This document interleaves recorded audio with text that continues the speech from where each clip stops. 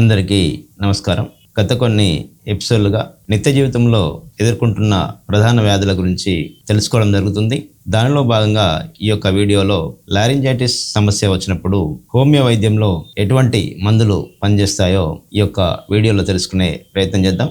ముఖ్యంగా ఈ యొక్క లారింజైటిస్ సమస్య అనేది రావడానికి గల ప్రధాన కారణాలు చూసినట్లయితే ఏదైనా సరిపడని పొల్యూటెడ్ ఆహార పదార్థాలు తీసుకున్నప్పుడు, అలాగే చల్లటి పదార్థాలు తీవ్రతరంగా తీసుకున్నప్పుడు, లేదంటే ఏదైనా దుమ్ము ధూళికి పోయి ఎక్కువగా ఆ యొక్క దుమ్ము ధూళి ప్రాంతాల్లో తిరిగి వచ్చిన తర్వాత ఈ యొక్క లారింజైటిస్ సమస్య అనేది రావడం చూస్తుంటాం.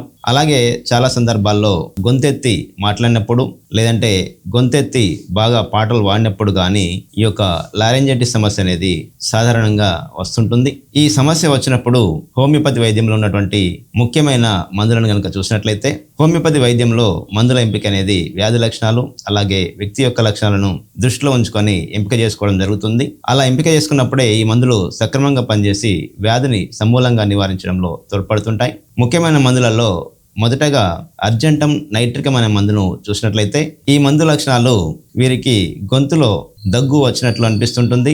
ఏదైనా ఆహార పదార్థాలు తీసుకున్నప్పుడు దగ్గడం కూడా జరుగుతూ ఉంటుంది. అలాగే ఎప్పటికీ గొంతును సవరించుకోవడం కూడా జరుగుతూ ఉంటుంది. అలాగే వీరికి హై ప్లేసెస్ కు వెళ్ళినప్పుడు భయం కూడా ఓపడుతుంటుంది. అలాగే టెన్షన్ తో కూడి వీరు ఎప్పటికీ ఉండడం గమనించవచ్చును. ఇలాంటి లక్షణాలు ఉండి గొంతులో వాపు వచ్చి గొంతు బొంగురు పోయి మాట స్పష్టంగా రానప్పుడు ఈ యొక్క అర్జెంటమ్ నైట్రికం అనే మందు చాలా బాగా పనిచేస్తుంటుంది. ఎవరైతే తీవ్రంగా ఆతృత స్వభావాన్ని కలిగి ఉంటారో వారికి ఈ మందు వాడుకొని మంచి ఫలితాన్ని పొందవచ్చును. అలాగే మరి ఒక ముఖ్యమైన మందు ఆర్ఎన్-ట్రిప్లియం. ఈ మందు కూడా గొంతు బొంగురు పోయే సమస్యకు, లారింజైటిస్ సమస్యకు చాలా బాగా పనిచేస్తుంటుంది. ముఖ్యంగా ఎక్కువగా సాంగ్స్ పాడి గొంతు పోయినప్పుడు, లేదంటే బాగా అరుపులు అరవడం వల్ల గొంతు పోయినప్పుడు ఈ యొక్క మందు అనేది చాలా బాగా పనిచేస్తుంటుంది. వీరికి గొంతులో టిక్లింగ్ లాగా అనిపించి కాఫ్ రావడం, జెల్లీ లైక్ మ్యూకస్ కూడా రావడం అనేది జరుగుతూ ఉంటుంది. ఇలాంటి లక్షణాలు కలిగి ఉండి గొంతులో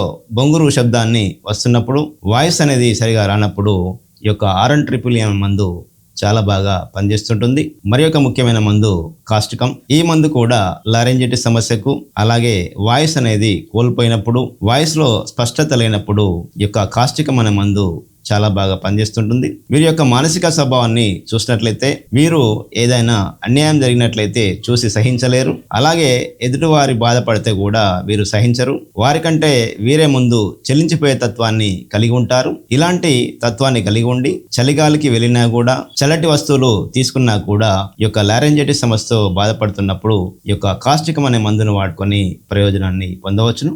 అలాగే చివరగా ఫాస్ఫరస్ అనే మందు కూడా ఈ యొక్క లారింజైటిస్ సమస్యకు చాలా బాగా పనిచేస్తుంటుంది.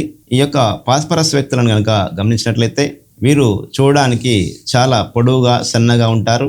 అలాగే చాలా జాలి స్వభావాన్ని కూడా వీరు కలిగి ఉంటారు. వీరికి ఫ్రెండ్స్ ఎక్కువగా ఉంటారు. ఫ్రెండ్షిప్ చేయడం అనేది వీరికి చాలా ఎక్కువ ఇష్టం. ఎవరైనా ఫ్రెండ్ మోసం చేసినట్లయితే వీరు చాలా దిగులు పడుతూ తమ లోపలనే మదనపడడం వీరిలో చూస్తుంటాం. ఇలాంటి మానసిక లక్షణాలు కలిగి ఉండి దగ్గినప్పుడు లేదా గొంతులో గరగర అన్నప్పుడు తేలికగా బ్లడ్ వస్తున్న సందర్భంలో ఈ యొక్క ఫాస్ఫరస్ అనే మందును వాడుకొని ప్రయోజనాన్ని పొందవచ్చును. ఇలా హోమియో వైద్యంలో చాలా మందులు ఈ యొక్క లారింజైటిస్ సమస్యకు పనిచేస్తుంటాయి. ఏదైతే మందును ఎంపిక చేసుకుంటామో ఆ మందును 30 పొటెన్సీలో ఒక వారంలో 2-3 రోజులు సుమారుగా ఉదయం ఒక డోసు, సాయంత్రం ఒక డోసు చొప్పున సమస్య తగ్గే వరకు వాడుకోవచ్చును. ఒకవేళ లక్షణాల ఎంపిక అనేది రానప్పుడు సమస్య కూడా తగ్గదు కాబట్టి దగ్గరలో ఉన్న డాక్టర్ సలహా మేరకు గనుక మందులు వాడుకున్నట్లయితే ఈ యొక్క లారింజైటిస్ సమస్యను త్వరగా తగ్గించుకోవచ్చును. మరి ఒక ఆరోగ్య సమస్య గురించి వచ్చే ఎపిసోడ్లో తెలుసుకునే ప్రయత్నం చేద్దాం. నమస్కారం.